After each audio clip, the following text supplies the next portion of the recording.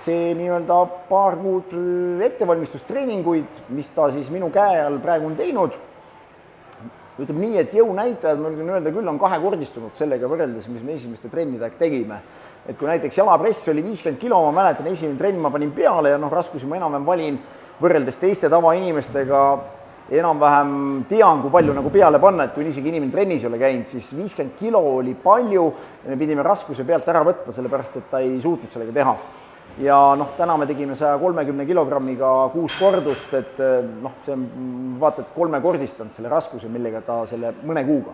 Et tegelikult ta on hämmastavalt kiiresti arenenud, ta on hämmastavalt hästi omandab siis nii-öelda neid minu, kuidas öelda siis, õpetusi, et ta on hästi õppimisvõimeline ja sellised inimesed on rõõm koos töötada, siis kui sa räägid, näitad ette, ta on suuteline kohe aru saama, mida ma talt ootan ja tegelikult väga hästi teha.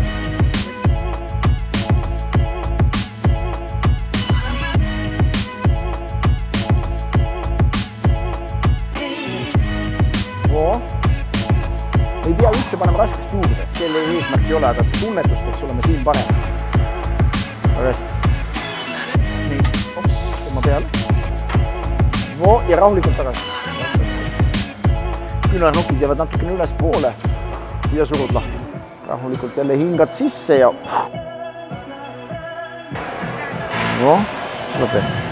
Ja lükkad lahti.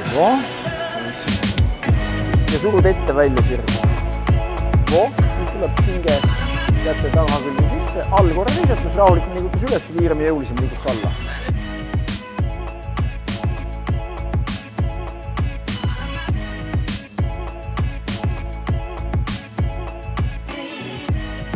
Ta on hea õpilane, ta õpib ruttu, jah, tõesti, mitte kõigil, ütlen ausalt, ei tule see nii välja ja ma absoluutselt ei taha kedagi teist seeläbi halvustada, aga tema kindlasti õpib kiiremini võib-olla kui keskmine inimene, kes minu käe alla satub treenima.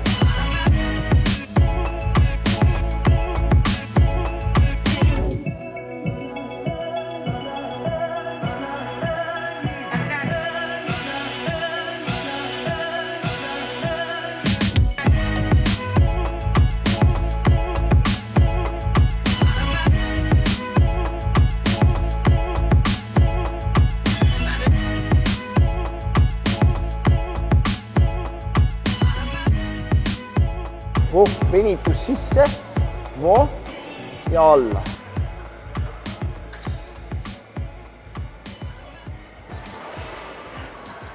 Tegelikult pingutasin eriti viimastel treenidel, ma ikka pingutasin täiega.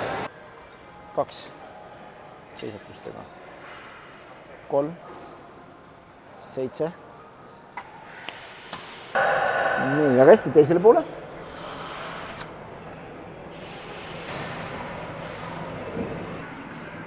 Nii. Natukese haaval.